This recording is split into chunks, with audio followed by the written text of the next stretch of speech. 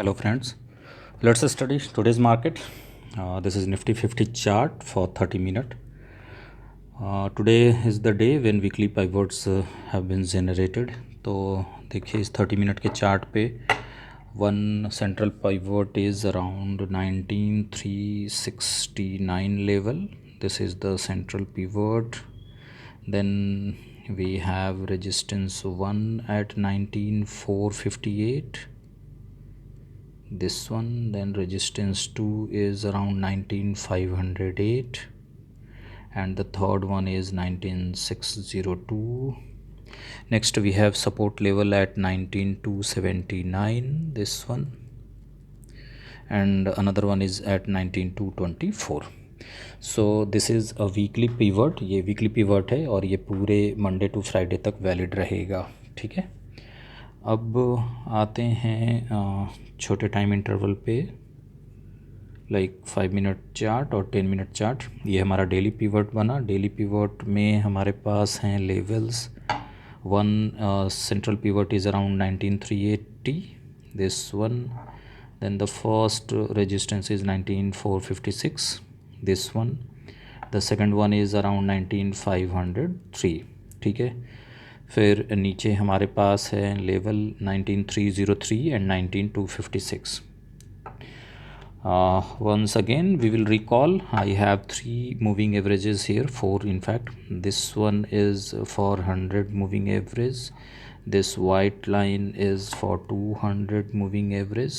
ठीक है, फिर ये blue line is for 20 moving average and I use red line for 9 moving average. ठीक है, तो ये 4 मूविंग एवरेजेस मैं यूज़ करता हूँ. ओके, तो let's start the analysis. If you see, this was the previous session closing candle.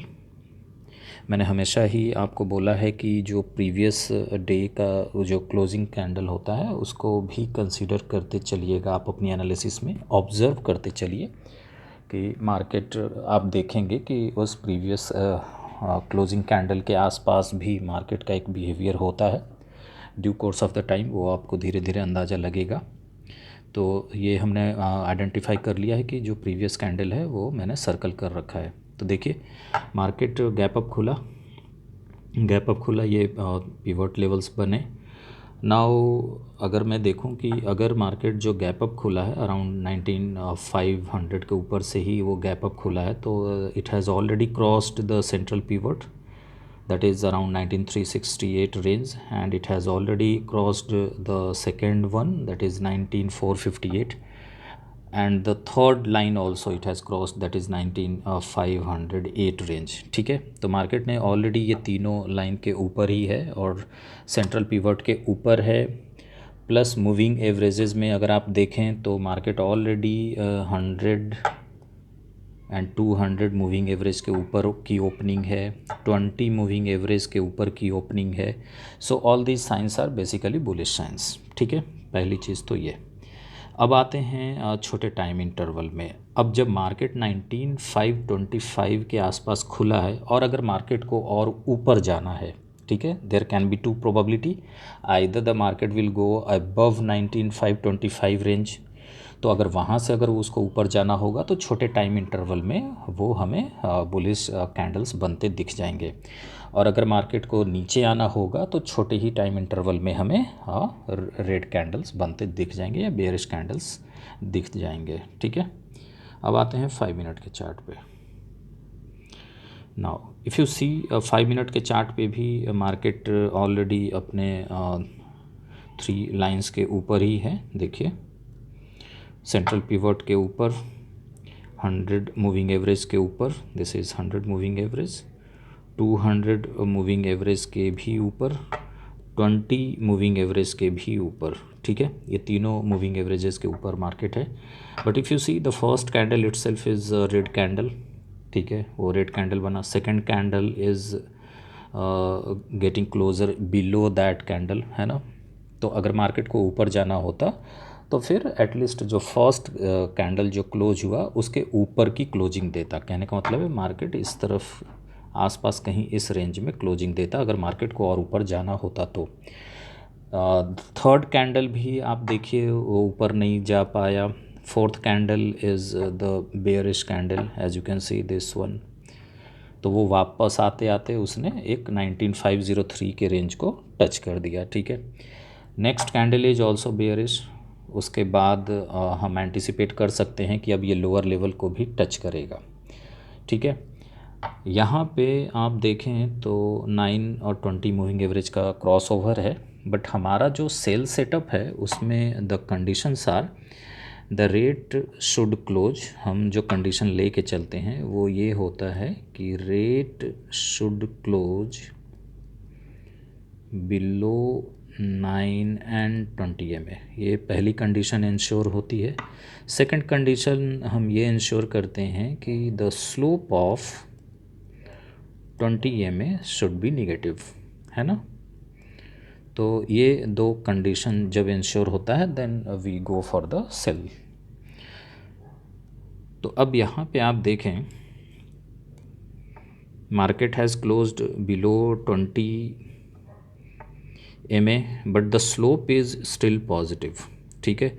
Slope ने हल्का एक निगेटिव टर्न लिया है इस कैंडल पे, इस वाले कैंडल पे. ठीक है. उसके बाद जो नेक्स्ट कैंडल है उसमें मार्केट 9 मूविंग एवरेज के ऊपर की क्लोजिंग आ गई है. ठीक है.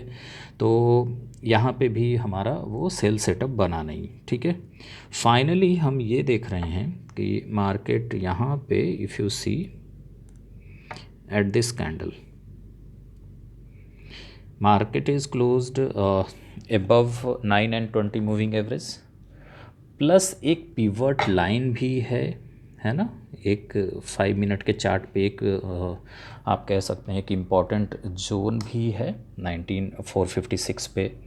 यहाँ से मार्केट ने आप देखें 9 EMA और 20 EMA के ऊपर ही क्लोजिंग दी है, plus the slope of 20 MA is positive hair.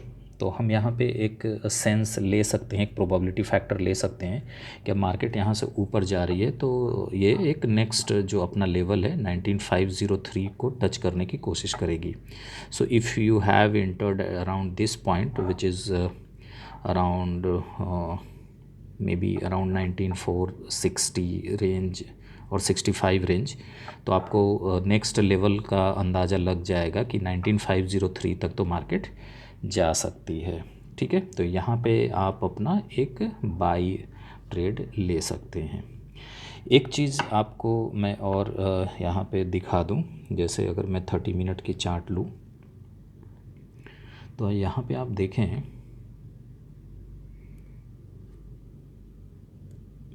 C this was the previous session close candle, और अगर आप गौर करें तो मार्केट ने ऑलमोस्ट इस लेवल को टच किया है आज, इस कैंडल के लेवल को देखिए. तो this is one important lesson from this video also that कि अगर मार्केट बहुत हाई गैप अप से खुले और उसके ऊपर अगर उसको कोई प्रोबेबिलिटी नहीं मिल रही है आगे जाने की, तो हाई चांस है कि वो गैप डाउन आके उस मार्केट वो गैप जो है उसको फील करने की कोशिश करता है. कर भी सकता है, नहीं भी कर सकता है, कोई ज़रूरी नहीं है कि मैंडेटरी वो करेगा ही करेगा, but most of the time probability रहती है कि वो उतना नीचे आके उस गैप को फिल करने की कोशिश करता है. तो इसीलिए मैं बार बार एम्फेसिस देता हूँ कि प्रीवियस सेशन के क्लोज कैंडल को भी आप अपनी एनालिसिस में रखेंगे.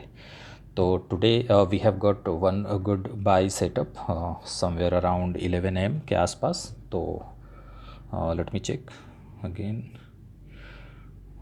यस 11 पोस्ट 11 कह सकते हैं, 11:30 के आसपास आपको एक बाई सेटअप मिला था for a good trade for 50 और अराउंड पॉइंट्स. ठीक है. So this was the today analysis.